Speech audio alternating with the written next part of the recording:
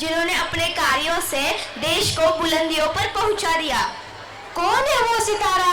दोस्तों, आज हम बात कर रहे हैं एक ऐसी महिला की जिन्होंने अपने जीवन के संघर्ष को ताकत में बदला और सफलता की नई ऊंचाइयों को छुआ। क्या तुम प्रतिभाताई पाटिल के बारे में बात कर रहे हो या फिर कोई और? नहीं शर्वरी, इंद्रनील तो द्रौपदी मुर्मू के बारे में बात कर रहा है, जो न केवल भारत की 15वीं राष्ट्रपति है बल्कि आदिवासी महिला राष्ट्रपति बनकर देश के इतिहास में नई पहचान बनाई है। सच में उनका जीवन हम सब भारतीयों के लिए प्रेरणा का प्रतीक है। द्रौपदी मुर्मू जी का नाम भारतीय इतिहास के पन्नों में स्वर्ण अक्षरों से दर्ज है।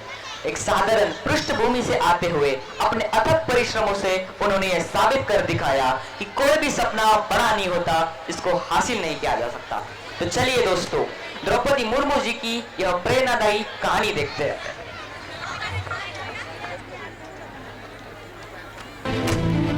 जननी हूँ जीवन ही मैं, जज्बातों पे मेरा जोर नहीं, सशक्त हूँ व साकार भी हूँ मैं, नारी हूँ कमजोर नहीं, नारी हूँ कमजोर नहीं, दर्पण हूँ व अक्स भी मैं, झुका सके मुझे वो शख्स नहीं, स्वाभिमानी हूँ वो आत्मनिर्भर भी मैं, टूट के बिखरूं अब वो वक्त नहीं, टूट के बिखरूं अब वो वक्त नहीं, नहीं समझना आधी अधूरी, नहीं अधूरी मैं खुद में पूरी, साथ चलना हो तो हाथ बढ़ाना, पीछे हटना मुझे मंजूर नहीं, पीछे हटना मुझे मंजूर नहीं। भारत देश है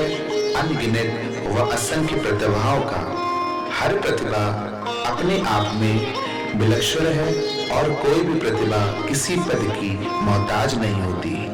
आज हम आपका परिचय एक ऐसे ही व्यक्तित्व से कराने जा रहे हैं जिनका जन्म 20 जून 1958 को उड़ीसा के मयूरभंज जिले में बैदापौसी नाम के छोटे से गांव में एक साधारण संथाली हिंदू परिवार में हुआ। वहीं के प्राथमिक विद्यालय से इन्होंने अपनी प्राथमिक शिक्षा ग्रहण की। ऊंची हो उड़ान तो हौसला भी ऊंचा होगा, जब मंजिल साफ नजर आ जाए तो आसमान का कद भी नीचा होगा। बच्चे की पढ़ाई में रुचि को देखकर उस समय के तत्कालीन अधिकारियों ने उसे भुवनेश्वर के माध्यमिक विद्यालय में पढ़ने के लिए भेज दिया। अगर मगर किंतु परंतु काश नहीं करते, कुछ करने वाले बहानों की तलाश नहीं करते। स्नातक की परीक्षा उत्तीर्ण करने के बाद ये सिंचाई विभाग में नियुक्त हुई। इसी कार्यकाल के दौरान इनकी भेंट श्रीमान श्यामचरण मुर्मू से हुई तथा उन्होंने उनके साथ विवाह के बंधन में जुड़ने का निश्चय किया। साल 2010 से साल 2014 तक इन सालों में लगातार 3 घटनाएं ऐसी हुई जिन्होंने द्रौपदी मुर्मू को झकझोर कर रख दिया।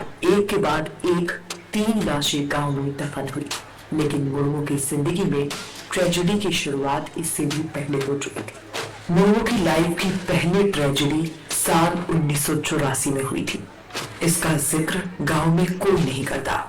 उनकी पहली संतान की मौत, जो महज 3 साल की उम्र में दुनिया छोड़कर चली गई थी। इसके बाद लगातार 4 सालों तक जिंदगी मुश्किल भरी रही।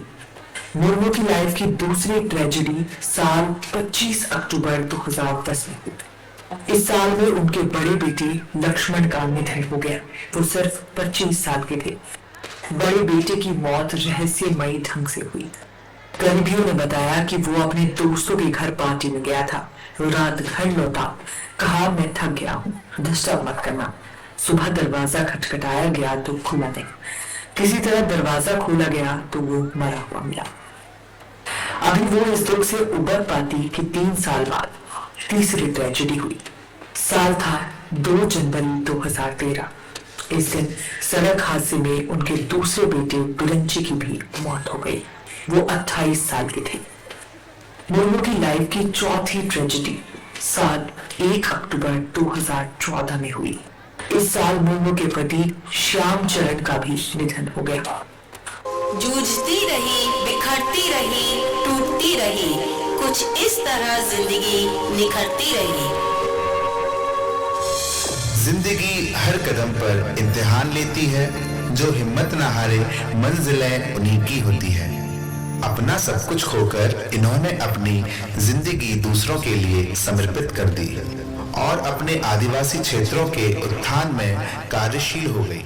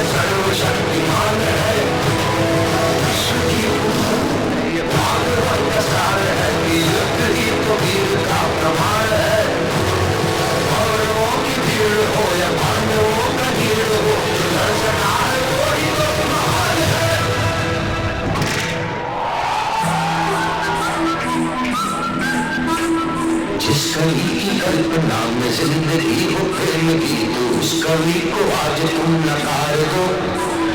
भीगती नसों में आज फूलती रगों में आज आग की लपट का तुम बखार दो।